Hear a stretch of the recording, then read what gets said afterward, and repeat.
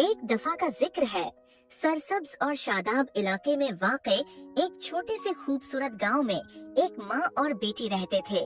माँ शदीद बीमार हो गई और किसी भी इलाज से उसे कोई फायदा नहीं हो रहा था।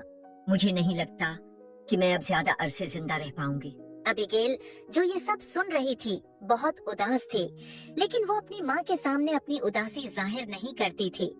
उसने दिल ही दिल में फैसला कर लिया था कि वो अपनी माँ को ठीक करने के लिए कुछ न कुछ जरूर करेगी। ये ले अम्मी, गर्मा गर्म सूप तैयार है, इसे पिए, आपको सुकून महसूस होगा। मैंने स्वान क्वीन के बारे में भी सुन रखा है कि उसके पास हर बीमारी का इलाज है। मैं उससे मिलने जाऊंगी, आप देखना आप जरूर ठीक हो जाएंगी।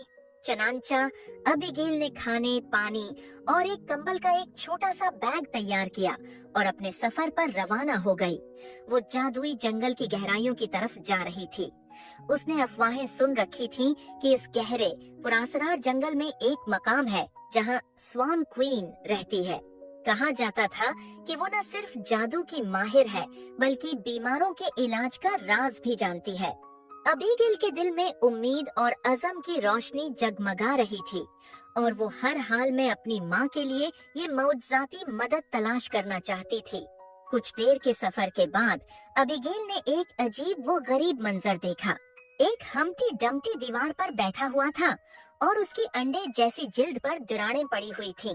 वो बज़ाहिर उदास और थका हुआ लग रहा था। है कोई अल्लाह का बंदा जो मेरी मदद करे?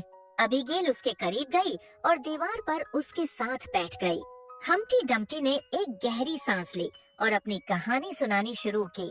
हम्टी डम्टी ने बताया कि एक दिन उसकी माँ हेनलेन ने अंडे दिए। उस वक्त एक खूबसूरत परी करीब से गुजरी। माँ ने परी से दरख्वास्त की कि वो अपने जादू से एक अंडे को जिंदा मखलूक में बदल दे। परी ने मुस्कुराते हुए अंडे पर हाथ रखा और यूं मैं हम्टी डम्टी वजूद में आया। माँ ने खुशी से मुझे शहजादी को तोहफे के तौर पर दे दिया। शहजादी उसे देखकर बहुत खुश थी। एक दिन शहजादी ने उसे ऊंची दीवार पर बिठाया ताकि वो बादशाह के घोड़े और सिपाहियों को देख सके, मगर बदकिस्मती से वो तवाजुन खो बैठा और नीचे गिर गया। इस हादसे ने उसकी अंडे जैसी जिल्द पर दिराड़ें डाल दी। इस पर उसकी माँ बहुत गमज़दा हुई और उसने अहद किया कि वो आइंदा कभी परियों से ऐसी दरख्वास्त नहीं करेगी। एबिगेल ने हम्टी डम्टी की दिराड़ों को मरम्मत करना शुरू किया। लड़की ने उसे बताया कि वो स्वान क्वीन को तलाश करना चाहती है क्योंकि उसे अपनी बीमार माँ के लिए दवा चाहिए।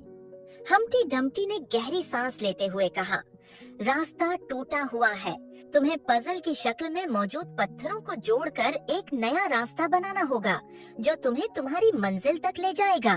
अबीगेल ने हम्टी डम्टी की हिदायत पर अमल किया। उसने पजल की शक्ल वाले पत्थरों को जोड़कर एक रास्ता बनाया और फिर उस पर कदम रखते हुए अपने सफर पर रवाना हो गई।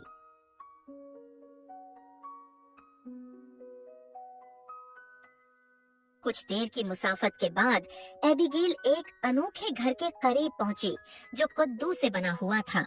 बाहर से ही उसे घर के अंदर किसी बात पर होने वाली तकरार की आवाजें सुनाई दे रही थी। वो तजस्सुस में दरवाजे तक गई और हल्के से खटखटाया। अंदर से कोई जवाब न आया तो वो खुद ही अंदर दाखिल हो गई। घर की खूबसूरती देखकर एबिगेल के कदम थम गए। दीवारें कद्दू के हल्के नारंगी रंग से जगमगा रही थीं, जबकि फर्नीचर खालिस सोने से तराशा गया था। हर शे इतनी दिलकश थी कि यूं लगता था जैसे ये किसी जादुई दुनिया का हिस्सा हो। लेकिन इस ख्वाबनाक माहौल के बरअक्स अंदर दो मियां बीवी जोर जोर से झगड़ रहे थे। बीवी चीख रही थी, मैं इस कद्दू के घर में रह रहकर थक चुकी हूँ और रोजाना फीके कद्दू खाने से जिंदगी बेमजा हो गई है।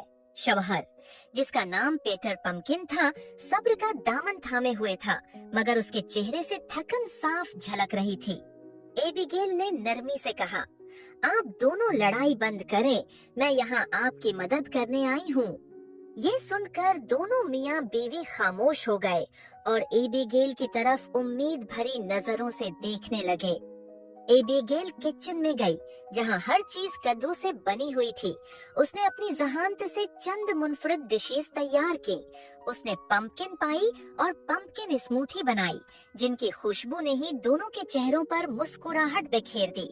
जब वो दस्तरख्वान पर आए तो दोनों ने ये खाने बड़े शौक से खाए और खुश होकर एबिगेल का शुक्रिया अदा किया। एबिगेल ने उनसे कहा, जिंदगी में मसले आए तो उनका हल तलाश करना जरूरी है, न कि एक दूसरे पर गुस्सा निकालना। दोनों ने इस बात से इत्तेफाक किया और एबिगेल की बसीरत की तारीफ की। जब एबिगेल ने बताया कि वो अपनी बीमार माँ के इलाज के लिए स्वान क्वीन से मिलने जा रही है, तो पीटर पंपकिन ने कहा, थोड़ा आगे जाकर तुम्हें एक सुनहरा गेट मिलेगा, मैं उसका मुहाफिज हूँ, ये लो उसकी चाबी। एबिगेल ने शुक्रिया अदा किया और रवाना होने लगी। पीछे से दोनों मियाँ बीवी हाथ हिलाकर उसे दुआएं दे रहे थे। एबिगेल चलते चलते आखिरकार एक सुनहरे दरवाजे तक पहुंची, जो सूरज की रोशनी में चमक रहा था। उसने पीटर पंपकिन से मिली हुई सुनहरी चाबी निकाली और दरवाजा खोल दिया। दरवाजे के पार जो मंजर था वो देखकर एबिगेल दंग रह गई। एक शानदार सब्जाजार उसके सामने था, जिसे एक क्रिस्टल जैसी साफ शफाफ झील ने घेरा हुआ था। झील के पानी में सफेद हंस निहायत खूबसूरती से तैर रहे थे, जैसे किसी ख्वाब की तस्वीर हो। अचानक एक हंस पानी से बाहर निकला और सीधा एबिगेल के पास आया। हंस ने सर खम करके इशारा किया और एबिगेल उसकी पुष्ट पर बैठ गई। हंस उसे बादलों में से उड़ाते हुए झील के पार एक पहाड़ी की चोटी की तरफ लेकर जा रहा था, जहां एक शानदार महल मौजूद था। महल की रोशनी दूर से ही झलक रही थी, जैसे ये जगह किसी जादुई कहानी का हिस्सा हो। महल के अंदर एबिगेल ने स्वान क्वीन को देखा, जो इंतहाई हसीन और दिलकश थी। उसकी आवाज निहायत नरम और दिल को सुकून देने वाली थी। स्वान क्वीन ने एबिगेल की पूरी कहानी सुनी और मुस्कुराते हुए कहा, तुमने अपनी मुहिम के दौरान हिम्मत, अकल और मेहरबानी का मुजाहिरा किया है। इसके सिले में मैं तुम्हें यह तोहफा देती हूँ। स्वान क्वीन ने एक छोटी शीशी दी, जिसमें चमकता हुआ माया था। ये दवा तुम्हारी माँ को सेहत याब कर देगी। एबिगेल ने स्वान क्वीन का शुक्रिया अदा किया और वो दवा लेकर अपने घर की तरफ रवाना हो गई। रास्ते में उसका दिल खुशी से भर गया, क्योंकि वो अपनी माँ की मदद के लिए कामयाब हो चुकी थी। घर पहुँचते ही एबिगेल अपनी माँ के पास गई और फौरन उसे दवा पिलाई। जैसे ही उसकी माँ ने वो माया पिया, बीमारी का असर खत्म हो गया। उसकी माँ की कमजोरी दूर हो गई और वो दोबारा अपनी टांगों पर खड़ी हो गई। माँ और बेटी की खुशी देखने वाली थी। इस साल का क्रिसमस उन दोनों के लिए खास था। एक तवील अरसे बाद माँ और बेटी ने मिलकर क्रिसमस की तैयारियां की। उन्होंने घर सजाया, मजेदार खाने बनाए और खुशी से ये त्योहार मनाया।